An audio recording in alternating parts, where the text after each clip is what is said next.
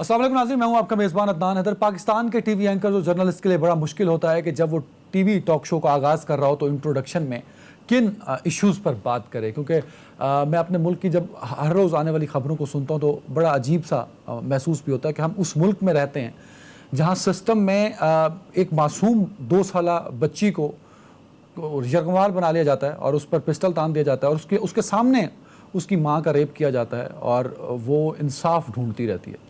ये वो मुल्क है नाजरीन जहाँ एक औरत को 2 दिन के लिए गायब कर दिया जाता है और फिर नशे की हालत में उसको सड़क पर छोड़ दिया जाता है और इसको महीनों गुजर जाते हैं और उसको इंसाफ नहीं मिलता।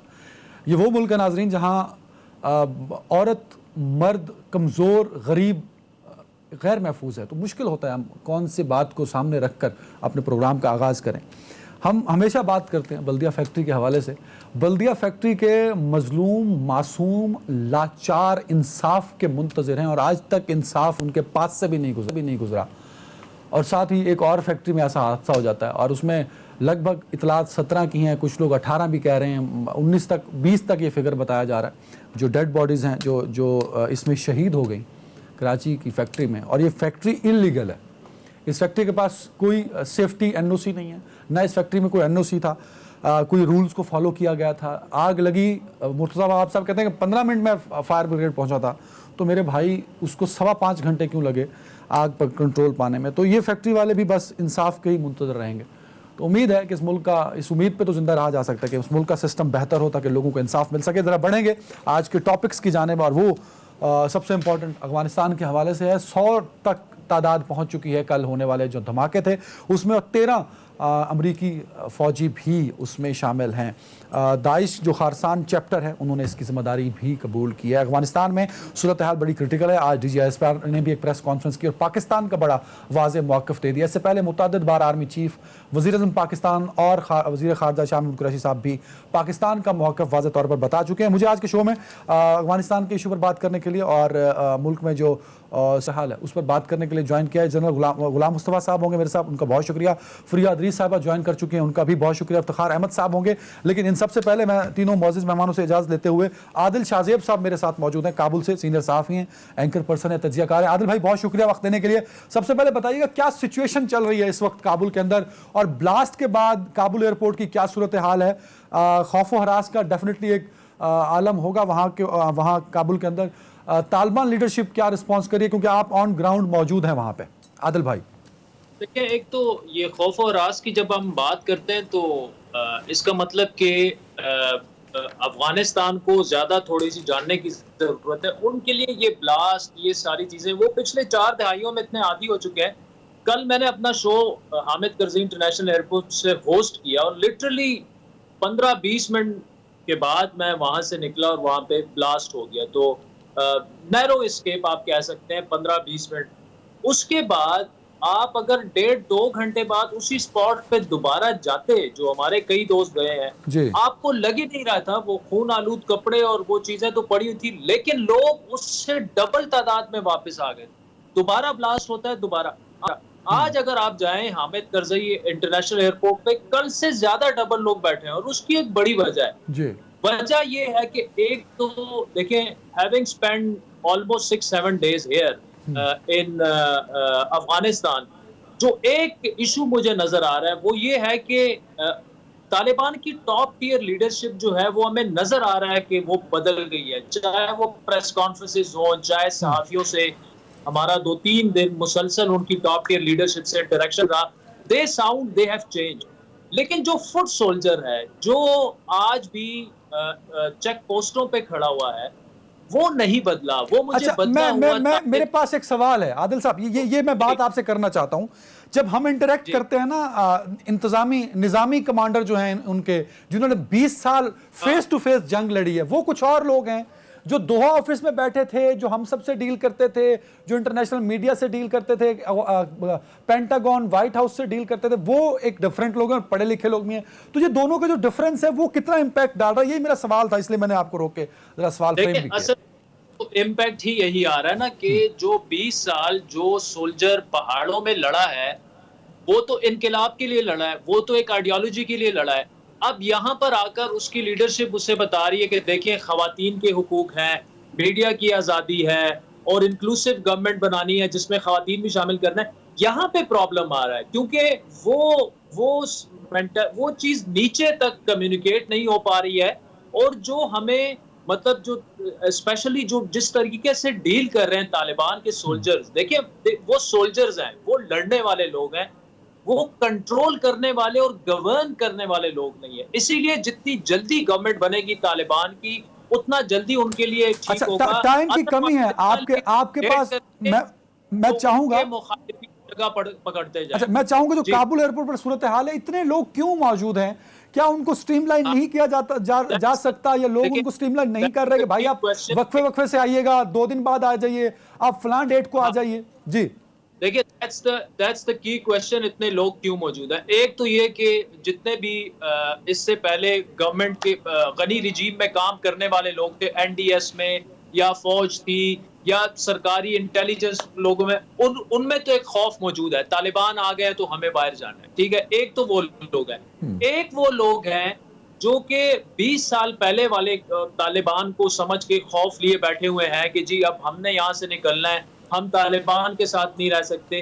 तीसरे वो लोग हैं जो कि इनके बिहेवियर, इनका जो फुट सोल्जर है, जो कि जिसकी प्रॉपर गवर्नेंस की ट्रेनिंग उनको अभी होनी है, करवानी है, उस किस्म के लोग हैं।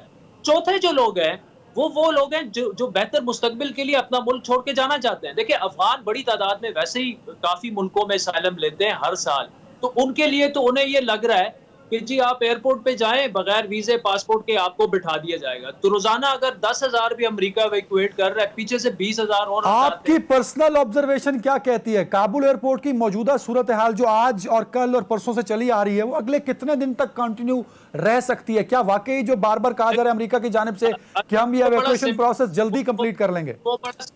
यूएस हर कीमत पर यहां से अपने ट्रूप्स को 31 से शायद पहले ही वो निकल जाए, और जैसे ही वो इवैक्यूएशन खत्म करने का ऐलान करते हैं, रिगार्डलेस ऑफ दैट कि बाहर लाखों लोग बैठे हैं, तालिबान ने एयरपोर्ट को फिलहाल बंद कर देना है हफ्ता 2, जो मुझे नजर आ रहा है। और उसकी वजह यह है कि तालिबान ये समझते हैं कि बाहर जाने जिन लोगों को ले जाया जा रहा है ना, ये ब्रेन ड्रेन की एक्सरसाइज अफगानिस्तान के साथ अमेरिकन कर रहे हैं कि जितने भी पीएचडीज हैं, प्रोफेशनल्स हैं, डॉक्टर्स हैं, बैंकर्स हैं, फाइनेंशियल इंस्टीट्यूट के एक्सपर्ट्स हैं, उन सबको उठा के 1 लाख से ज्यादा लोगों को आप ले गए हैं, जो क्रीम समझी जाती है अफगानिस्तान की।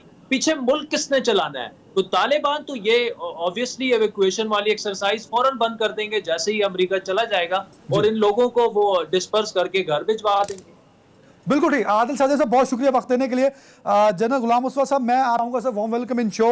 फरिया दरीस साहबा ज्वाइन कर चुके हैं, शायद उनका भी बहुत शुक्रिया। जनरल साहब, मैं जो आज प्रेस कॉन्फ्रेंस की प्रेसिडेंट ऑफ अमेरिका ने, जो बाइडन ने, मैं चाहूंगा अगर हमारे पास तैयार है वो जनरल साहब को सुना दीजिए। उस पर रिस्पॉन्स चाहिए आपका कि अमेरिका शायद ये वाजे कर रहा है कि वो टारगेट कर सकते हैं खारसान चैप्टर ISIS के, तो विद इन अफगानिस्तान वो करेंगे, या मतलब पहले सुन लीजिए ताकि इस पर आप रिस्पॉन्स कर सकें। सर सुनाइए जी। जनरल साहब, it's a very clear message जो प्रेसिडेंट बाइडन ने दिया है सर।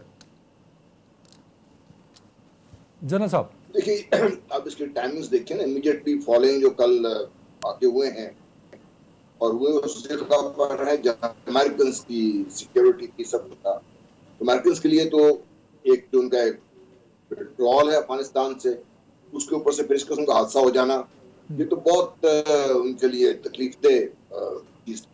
तो प्रेसिडेंट के अलावा और क्या कह सकता था उनसे? नहीं जनरल साहब, इसमें जो पॉइंट है सर, मैं चाहूंगा मेरी ऑडियंस के लिए अगर आप इस पर रोशनी डाल सकें। वो कह रहे हैं कि ऑपरेशन जारी रहेगा, हम टारगेट करेंगे, और टारगेट अफगानिस्तान में ही करेंगे, because Khorasan chapter is present in Afghanistan as well. तो इसका मतलब ये हुआ कि अमेरिका स्ट्राइक कर सकता है कभी भी, वो ये कह रहे हैं सर। ये आसान लफ्जों में अगर ऑडियंस के लिए बता सकें आप। देखिए, अमेरिका जो कह तो रहा है कि हम दाइश के जो खारसान चैप्टर को अटैक करेंगे, दाइश को देखा किसने है, दाइश की ऑर्गेनाइजेशन कहां से आई है, दाइश बना कब था, कैसे बना था, और ये खारसान पहुंचा कब है। आज बाइडन से ये मतलब हो गई है, और बाइडन साहब को ये अमेरिकन उसका पता नहीं है। दाइश दुनिया की शायद पहली वो टेररिस्ट ऑर्गेनाइजेशन थी जिसकी अपनी टेरिटरी थी, जिसका अपना ट्रेड था, अपना सारा कुछ चलाते।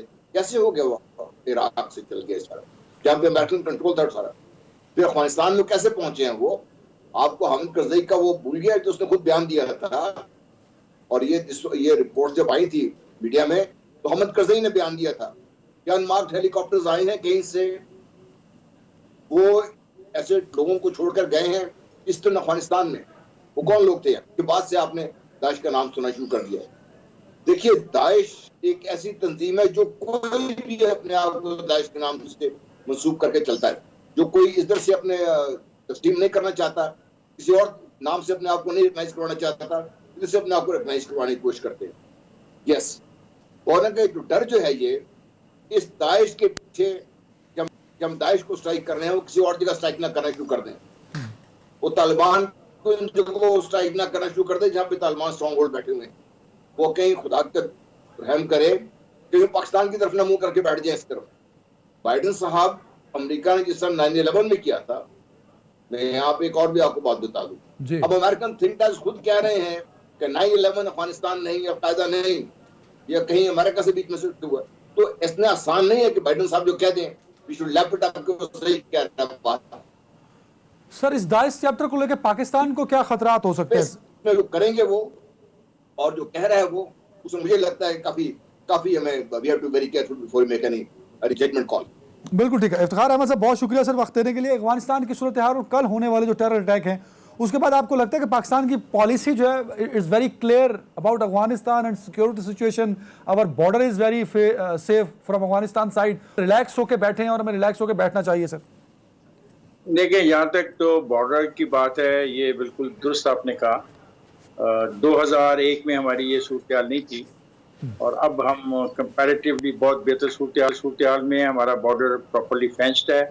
और वरना तकरीबन कुछ कहते हैं 700 के करीब ऐसे दर्रे थे या ऐसी जगह थी जहाँ से कोई भी अफगानिस्तान से आराम से वॉक इन करके आ सकता था हमारे ट्राइबल एरियाज में, फाटक एरिया में, और कोई पूछने वाला नहीं था, कोई रोक नहीं सकता था। वो तो हमने बंद कर दिया, बावजूद के बहुत दबाव भी था, हमने बंद कर दिया है। और यही एक रियासत को करना चाहिए। जिस रियासत की हदूद का तयन ना होना वो रियासत नहीं हो। तो शुक्र है कि रियासत की इस सरहद का तयन हो चुका है, वो हमने साबित भी कर दिया और उसको फेंस भी कर दिया। अब दूसरी बात है दाइश की। दाइश का जो सरबराह था वो जेल में था। इन्होंने जाके वहां पे तहरीक तालिबान पाकिस्तान के जितने भी कैदी थे उनको छोड़े, फिर उनसे निशानदेही कराई कि वो जो सरबराह है वो कहाँ पे है। असलम फारूकी, उस सरबराह को जिस तरीके से इन्होंने मारा वो भी बर्बरियत का एक असलम फारूकी को मार दिया तालिबान ने, आप ये कह रहे हैं? जी, जो दाइश का कैदी इनके पास था सरबराह, उसको जेल में मार दिया गया।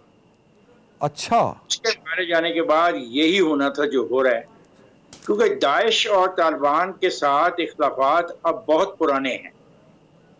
ये उस जमाने से शुरू है जब ये लोगों में ये सोच आई कि इंकलाब सिर्फ अफगानिस्तान में नहीं आना चाहिए, ये इस्लामी इंकलाब तो दुनिया भर में आना चाहिए। और उस दुनिया भर में पहला टारगेट उनका पाकिस्तान था। फिर उन्होंने पाकिस्तान की अफवाज को समझा कि ये पाकिस्तान की जो अफवाज हैं ये इस्लामी रियासत के रास्ते में रुकावट है। और फिर जो कुछ हुआ वो तारीख का हिस्सा है। और आप जानते हैं कि अफवाज पर क्या हुआ और फिर कितनी बहादुरी से अफवाज ने उस सारे के सारे मामले को निपटा। और उसमें पाकिस्तान के 60-70 हज़ार अफराद भी अपनी जान खो सर फिगर ठीक कीजिए। इफ्तिखार साहब, आप मेरे उस्ताद हैं, आप बड़े हैं। It is 80,000 sir, more than 80,000 sir.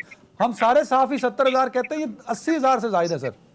चले, अब डीजीएमओ का फिगर है सर, ये भी बता दूं आपको। उनमें मदरसे हैं, इमाम बारगाहें हैं, स्कूल हैं, कॉलेजेस हैं, शॉपिंग प्लेसेस हैं, नहीं कोई चीज नहीं छोड़ी उन्होंने।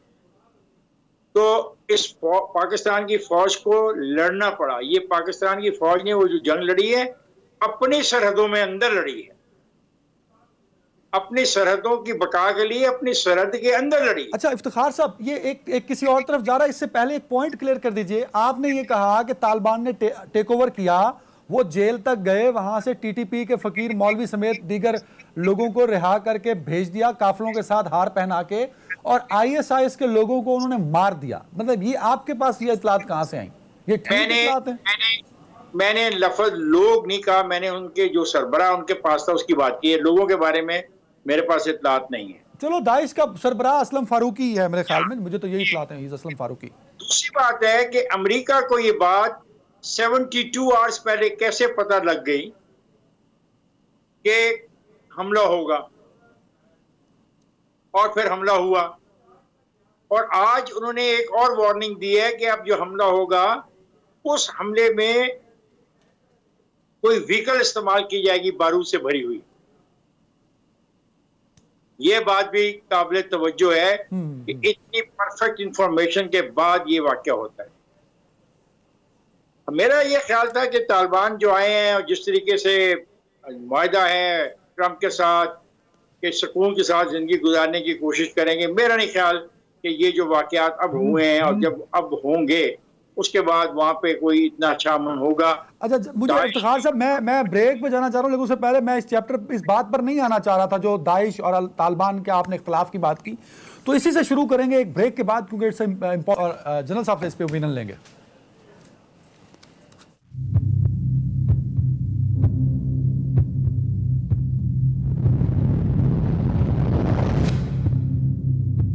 जी, वेलकम बैक। जनरल साहब, जो इफ्तिखार साहब ने जिस बात का जिक्र किया सर, कुछ इतलात ये भी हैं कि तालिबान का नज़रियाती क्योंकि इख्तलाफ है, रिलीजियस इख्तलाफ भी उसको कह सकते हैं आप, तो एक फतवा भी तालिबान ने दिया था अबाउट दाइश और दाइश के मकतबा फ़िक्र के बारे में। तो ये इख्तलाफ तो शुरू से पाया जाता है, तो क्या इस इख्तलाफ को मद्देनज़र रखते हुए यूएस ने या पाकिस्तान ने कोई पॉलिसी मुरतब की है कि किस तरह दाइश चैप्टर से निपटा जाएगा विद इन अफगानिस्तान? और ये इफ्तिखार साहब भी बता रहे हैं कि जो जेल से टीटीपी के लोगों को तो रिहा कर दिया गया, और हमने देखा भी कि वो जुलूस की सूरत में मौलवी फ़कीर मुबारक बातें ले भी रहा है और दे भी रहा है, बट दाइश का जो अमीर असलम फारूकी उसका नाम है शायद, उसको मार दिया गया। तो ये जो दाइश को लेके और टीटीपी को लेके तालिबान का रहा है रवैया पिछले कुछ दिनों में, ये बड़ा सर सवालिया निशान है हम सब के लिए। देखिए, एक तो जो मौलवी फकीर की आप बात करें ना, वो अशरफ गनी ने रिहा किया था अप्रैल में इस साल को, और उसके बाद जो बाकी टीटीपी के शायद रिहा हुए होंगे, वो काफी जेल ब्रेक्स भी हुई हैं साथ इसमें। देखिए, हमें थोड़ा समय पहले सर उठाया था सबसे पहले इराक में, और वहां पर मैंने पिछले सवाल के जवाब में आपसे अर्ज की थी, ना सिर्फ उनकी अपनी टेरिटरी थी, बाकायदा उनका ट्रेड चल रहा था, ऑयल की ट्रेड भी कर रहे थे वो लोग। उसके बाद फिर फैलना शुरू हुए और अफगानिस्तान में भी पहुंचे। अब ये एक किस्म की अम्ब्रेला ऑर्गेनाइजेशन बन के रह गई है। तालिबान अफगानिस्तान में दाइश के साथ बरसरे बेकार है। एक वक्त वो भी था कि एक तरफ तालिबान दाइश से लड़ रहे थे और दूसरी तरफ वो अफगान नेशनल आर्मी को से लड़ रहे थे, और अमेरिकन दाइश को सपोर्ट कर रही थी। मैं जो आपसे बात कर रहा हूँ ना कि इतना आसान या इतना सादा नहीं है कल का जो मसला हुआ है। Definitely Daesh is an issue. Daesh ना सिर्फ पाकिस्तान के लिए इशू है, दाइश ईरान के लिए इशू है, दाइश उनके लिए इशू है, दाइश रशिया के लिए इशू है।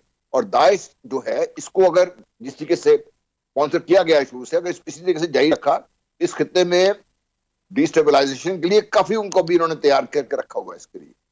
तो दाइश को तालिबान की लड़ाई रहेगी उनकी, जो भी उनके मकतबा फिक्र का, तो मैंने कभी गौर नहीं किया, क्योंकि मैं खुद बिलीव करता हूं कि जो भी ये बिलीव कर रहा है दाइश, उनका कोई दीन ईमान उस लिहाज से नहीं है कि वो बहुत ज्यादा मुसलमान होकर लड़ रहे हैं। इस्लाम का यहाँ पे कोई किसी का सवाल नहीं है इसमें। मसला सिर्फ इतना है कि वो किस लिए लड़ रहे हैं, क्या कर रहे हैं। वो एक इंस्ट्रूमेंट है, एक टेररिस्ट ऑर्गेनाइजेशन है जिसका काम है खित्तों को तबाह करना, इलाके में बदअमनी फैलाना, ताकि किसी और के मकासद पूरे हो सके। ये बात समझने की है। सर, एक कमेंट टीटीपी पे कर दीजिए। आज DGIS ने भी कहा कि तालिबान ने वादा किया कि वो टीटीपी को अपनी सरजमीन इस्तेमाल करने नहीं देंगे, बट हमने देखा कि मौलवी फारूक, चलो ये डिबेट हम छोड़ देते हैं कि वो अशरफ गनी ने छोड़ा था या वो अब जेल से भागा है, ये इस डिबेट से जरा हम दूर हो जाते हैं। मेरा पॉइंट ये कि वो आज जलूस की सूरत में अफगानिस्तान में फिर रहा है, मुबारकबादें दे रहा है, मुबारकबादें ले रहा है, उसके सामने जो लोग उसको सुन रहे हैं, और वो तालिबान है सर, वो पाकिस्तानी नहीं है। देखिए आप, अफगानिस्तान एक समझने की, तालिबान को आपका ख्याल है कि 100% अफगान तालिबान के साथ है? नहीं। नंबर 2, इस वक्त तो तालिबान कह लीजिए, जो भी है वहां पे, उनकी तो कोई हुकूमत भी नहीं है, कंट्रोल भी नहीं है उनका। हम बहुत जल्दी में हर चीज उनसे एक्सपेक्ट कर रहे हैं। जैसे टाइम लगेगा, हमें ये भी देखना है कि हम हुकूमत बना पाएंगे। अभी आदिल शाहजेब की बात सुना था, ये हुकूमत बन जानी चाहिए उनकी बहुत जल्दी। उनको जो अपनी इंस्टीट्यूशंस हैं उनको ग्राउंड ला के चलाने में कितनी देर लगेगी, तो हम उसे बहुत जल्दी एक्सपेक्ट कर रहे हैं। ऑफ कोर्स सर, जनरल साहब की आवाज ऑडियो पे ले लो ना, ठीक हो जाएगी। इफ्तिखार साहब, मैं जनरल साहब की आवाज जब तक ठीक होती है सर, ये बड़ा इंपॉर्टेंट पॉइंट है कि उनको हुकूमत बनाने दें और उनका थोड़ा साथ दें। बट प्रॉब्लम ये है सर कि 80% अफगानिस्तान का जो बजट था वो फॉरेन फंडिंग पे था, जो कि बंद हो गई। तनख्वाहों का बजट भी फंडिंग से आता था, जो कि बंद हो गई। आज क्योंकि 2 दिन बाद 3 दिन बाद महीना खत्म हो जाना, तो गवर्नमेंट ऑफिशियल्स को सैलरीज भी देनी है।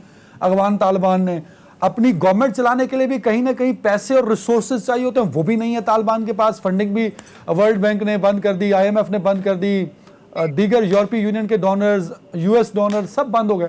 तो वो बगैर पैसे के, बगैर रिसोर्सेज के कैसे हुकूमत चलाएंगे? और इफ्तिखार अहमद साहब, अदनान हैदर, जनरल साहब, वो कैसे उम्मीद करें कि एक ऐसा शख्स जिसके पास कुछ नहीं है वो हुकूमत भी बना लेगा और सारे कंट्रोल संभाल लेगा अफगानिस्तान के? आपका सवाल बड़ा सही है। अब ये सोचना चाहिए पूरे उन मालिक को जो इनकी मदद कर सकते हैं। मैं इक़्तिसादी मदद की बात कर रहा हूँ, पैसों के हवाले से।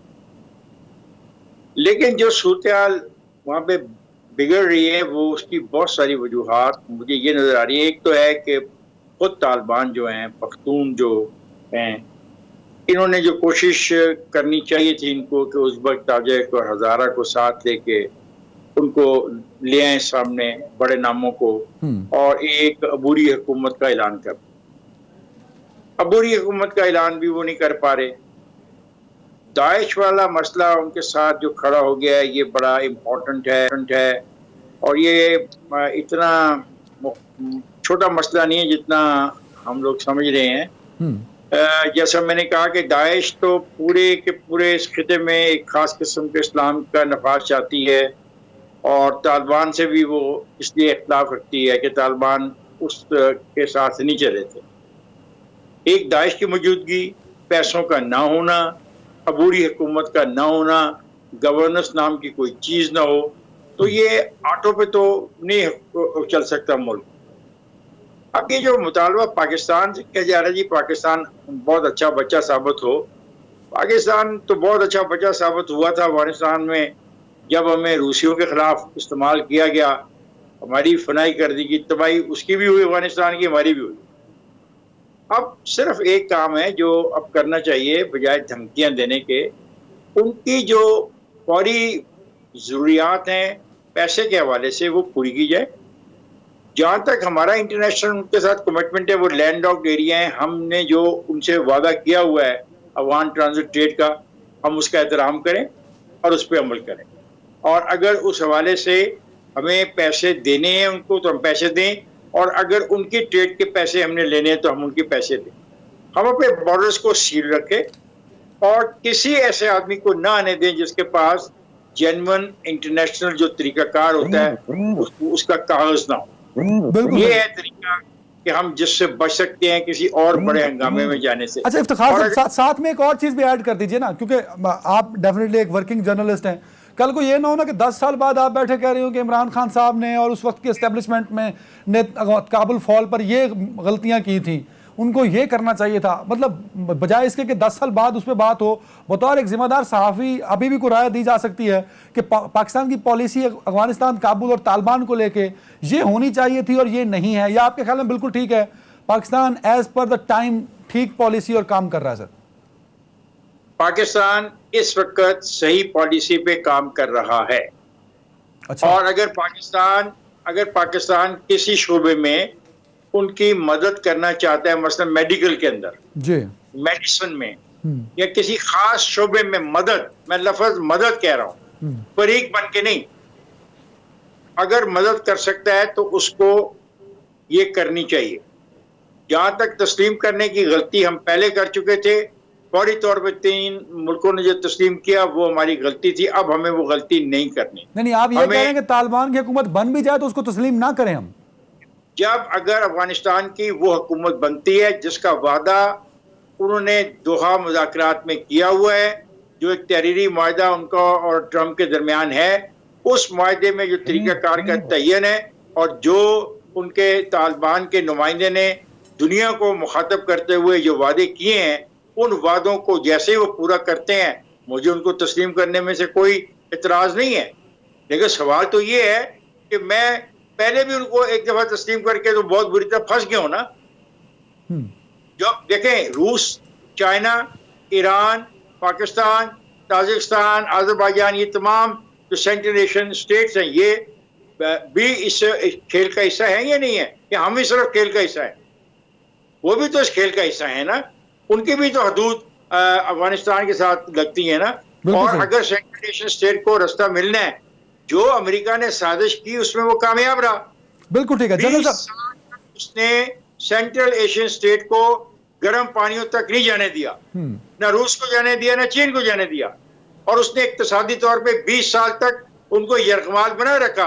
हम कहते हैं ना कि रूस अमेरिका भाग गया और नाकाम हो गया। नहीं, मैं नहीं समझता वो नाकाम हुआ। उसकी जो साजिश थी उसमें वो कामयाब रहा। अच्छा। अब यहाँ पे इस के अंदर एक नई सियासत होनी है, एक नई पावर ने इमर्ज करना है। उस पावर में अफगानिस्तान एक हिस्सा होगा। बिल्कुल ठीक। Part of that power. अच्छा जनरल साहब, दो चीजें हैं जो इफ्तिखार साहब गॉट द पॉइंट। जनरल साहब, दो चीजें हैं कि अमेरिका का चला जाना अफगानिस्तान से, क्या ये वाकई अमेरिका की शिकस्त है या एक किसी प्लान का हिस्सा है जिसपे काफ़ी ज़्यादा एक परसेप्शन बिल्डिंग की भी बात की जाती रही पिछले दिनों? एक ज़रा उस पर बता दीजिएगा। दूसरा, ये बड़ा इंपॉर्टेंट है, हम सब 9/11 से इसको कंपेयर कर रहे हैं, 80s से इसको कंपेयर कर रहे हैं कि हमसे 2 दफ़ा गलती हुई तो हम तीसरी दफ़ा गलती नहीं करेंगे। क्या आपको लगता है कि इस मरतबा जिस बैलेंस की बात इफ्तिखार अहमद साहब कर रहे हैं, आर्मी चीफ तो बड़े डिटरमिन्ड हैं कि यही बैलेंस होगा जिसका तज़किरा इफ्तिखार साहब ने भी किया है, तो क्या हम ये बैलेंस रखने की पोजीशन में हैं सर? और वाकई इस दफ़ा 9/11 के बाद वाली गलतियाँ, 80s के बाद वाली गलतियाँ हम नहीं दोहराएंगे? 2 पॉइंट्स हैं आपके लिए। देखिए, 2 चीजें हैं। मैं इस चीज पे तसलसल से बात कर रहा हूँ, और कल जब ये धमाके हुए तो जो मेरा ये यकीन है वो उससे और भी मजबूत हो गया है जी कि अमेरिकन फोर्सेस निकली हैं। अमेरिका इस खत्ते से नहीं निकला, ना ही वो इस खत्ते से निकलना चाहता है। क्योंकि अगर टोटल अमेरिका का यहाँ से निकला हो जाता है, अमेरिका का इन्फ्लुएंस खत्म हो जाता है, तो अमेरिका तो ना सिर्फ एशिया में बल्कि अमेरिका तो जहां तक ताल्लुक है मिडिल ईस्ट का, वहां से भी निकल जाएगा। फिर तो अमेरिका को जगह बैठने की जगह नहीं मिलेगी कहीं भी उसके लिए। तो अमेरिका यहां से नहीं गया, नंबर 1। नंबर 2, अमेरिका का, बरतानिया का, फ्रांस का, उनके दूसरे जो उनका जो पोटेंशियल फॉर मिसचिफ है ना, वो हमें समझने की जरूरत है। वो इंतहाई ज्यादा है। अच्छाई को करें या ना करें, वो नुकसान बहुत ज्यादा करते हैं और कर रखते हैं। ये सब बहुत बेरहम कौम है। उनके लिए 200-400 बंदे सिर्फ इसमें मरवा देना उनका कोई फायदा होगा? कोई कल जो दाइश ने हमला किया, ये अमेरिका ने खुद कराया, आप ये कह रहे हैं? देखिए, अभी तो ज्यूरी स्टिल आउट। इतनी जल्दी उन्होंने दाइश का नाम ले दिया। 72 घंटे पहले उनको पता था कि अब कुछ नहीं उन्होंने, अब फिर वो कह रहे हैं उनको पहले पता है, उसकी बात नहीं कर रहे उसमें। तो ज्यूरी स्टिल आउट। 9/11 का किसी को यकीन था कि भाई ये और कोई अमेरिका कर सकता है? ये अब जो एविडेंस जो आ रहा है, उनके अपने थिंक टैंक भी ये बात कर रहे हैं, मैं आपसे पहले कर चुका हूँ। तो आप इतने आसानी से हमें उनके कहने पे, बाइडेन साहब के कहने पे फिर तस्लीम खम नहीं करना चाहिए। पाकिस्तान, सही बात है, खास साहब मैं एग्री करता हूँ, इस दफा पाकिस्तान बड़ा सोच समझ के फूंक के कदम उठा रहा है इसमें, और पाकिस्तान को करना भी यही चाहिए। जहां तक देखिए अफगानिस्तान का ताल्लुक है, पाकिस्तान की बिल्कुल सही सोच है और हमारे वजीर खारजा बिल्कुल सही काम कर रहे हैं। वो ईरान, तुर्कमेनिस्तान, अजबकिस्तान, इन सब के साथ मिलके, रूस के साथ मिलके, चीन के साथ मिलके पाकिस्तान एक जो रीजनल अप्रोच अफगानिस्तान के लिए अपना रहा है, बहुत जरूरी है। क्योंकि ये सारे मुल्क नहीं, जनरल साहब मेरे पास टाइम कम है, ब्रेक पे जाना है सर। बैलेंस की बात की इफ्तिखार साहब ने। जनरल साहब, ये बैलेंस रख पाएगा Pakistan? It is the challenge I think sir, इस पे बता दीजिए जल्दी। Why not? देखिए, हमें पाकिस्तान को, हम क्यों अपने पाकिस्तान को अंडररेट कर रहे हैं हम लोग पाकिस्तान को? ओके, बिल्कुल ठीक है, बिल्कुल ठीक है। ब्रेक है नाज़रीन, और ब्रेक के बाद हाल पे बात करेंगे कि 29 को पीडीएम जलसा करने जा रही है और इस मरतबा पीडीएम कराची में जलसा करेगी मगर पीपल्स पार्टी उसमें नहीं होगी। तो ब्रेक के बाद जरा सियासी सूरत हाल पे बात करेंगे क्योंकि इमरान खान साहब बड़े सब अच्छा है कि रिपोर्ट कल वो दे चुके हैं 3 सालों में, गो सिर्फ निशाना कल भी अपोजिशन था। तो इस पर बात करेंगे ब्रेक के बाद।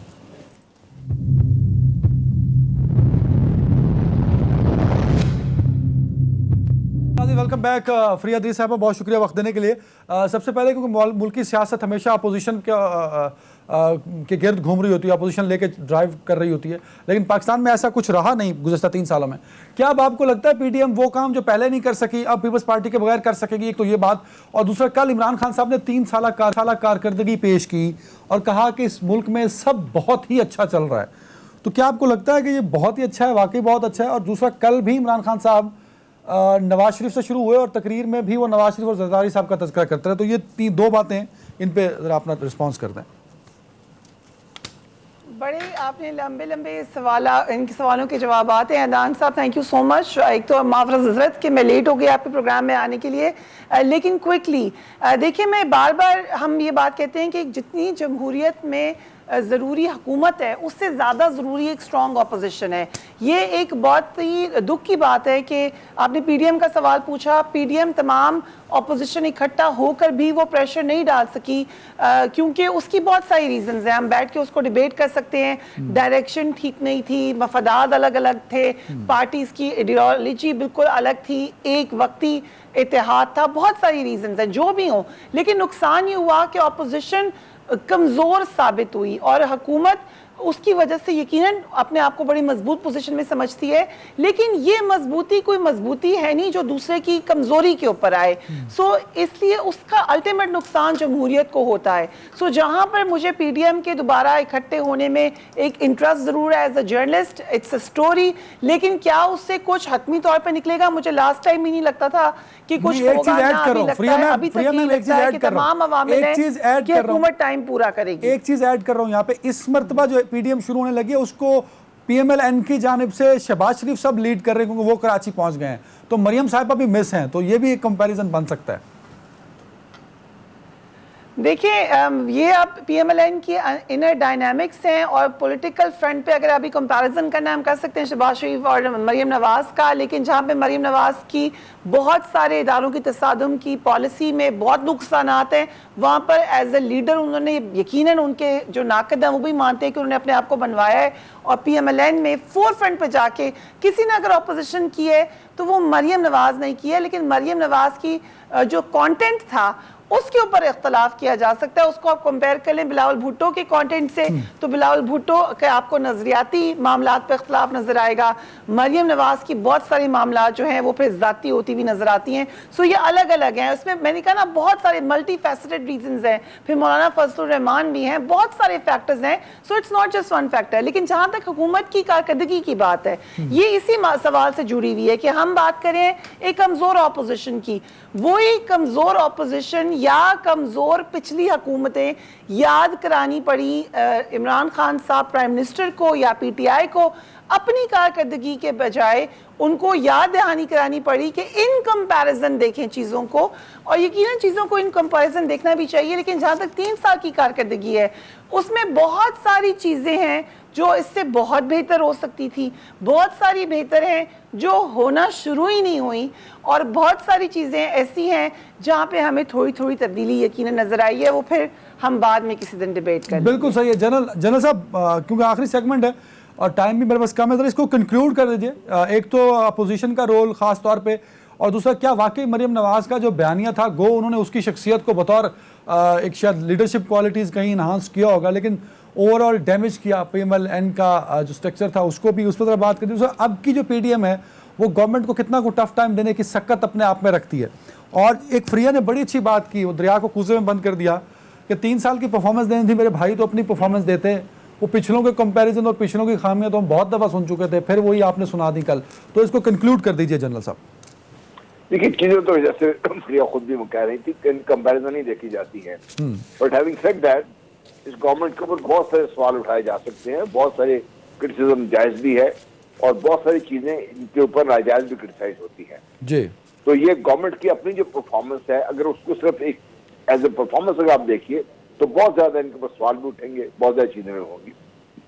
दूसरी चीज जो मैं तो पहले दिन से, देखिए जी मैं तो सियासतदान नहीं हूं, ना ही मुझे पता है, लेकिन मैं इन लोगों को जो बैठे हुए थे जिन्होंने पीडीएम का ऐलान किया था, इनको देख के, इनके चेहरों को देख के, थोड़ा बहुत इनके बारे में जानते हुए मुझे उस दिन से यकीन था कि इस भानुमति के कुंभे ने करना कुछ नहीं है।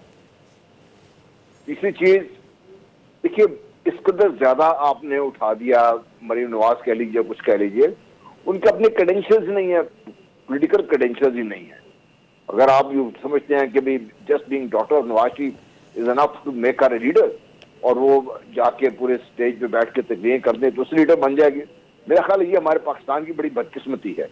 We need people who have reason through politics के एबीसी समझते हों, मुल्क के मामलात को समझते हों, और बात करें तो को पता चले कि भाई ये कौम की लेकिन जनरल बात कर रहे हैं। साहब, कथा कलामी की माफी भी चाह रहा हूं और माजरत भी चाह रहा हूं आपसे, क्रेडेंशियल तो यही होते हैं इस मुल्क के अंदर सियासत में, बेटा है तो बाप होगा, यार, बाप यही तो है रोना है ना, यही तो हम रो रहे हैं भाई, यही तो रो रहे हैं, यही तो रोना है। जब ऐसे लोगों को लेके आएंगे तो बावखात में बात करना नहीं चाहता, ये अगर लेके आएंगे जल्दी से जिस सीवी पे 75 सालों से सियासतदान बनते रहे, अगर उसी सीवी पे मरियम नवाज आ गई तो एतराज क्यों है सर? मैं मरीम नवाज पे एतराज नहीं है, मुझे तो सिस्टम पे एतराज कर रहा हूं। मैं मरीम नवाज आए या ना आए मुझे से कोई फर्क नहीं पड़ता, मुझे फर्क ये पड़ता है कि क्या नून लीग एज ए पार्टी, आप देखिए तो मेरा ख्याल हम खामखा फौजियों को बदनाम करें। सबसे बड़ी डिक्टेटरशिप तो इन पॉलिटिकल पार्टी में अपनी है यहाँ पे, फौज में तो फौजी टाइम खत्म हो गया मेरे पास। फरीद अली साहब, जनरल साहब बहुत शुक्रिया वक्त देने के लिए। नाज़रीन अपना ख्याल रखिएगा, अल्लाह हाफिज।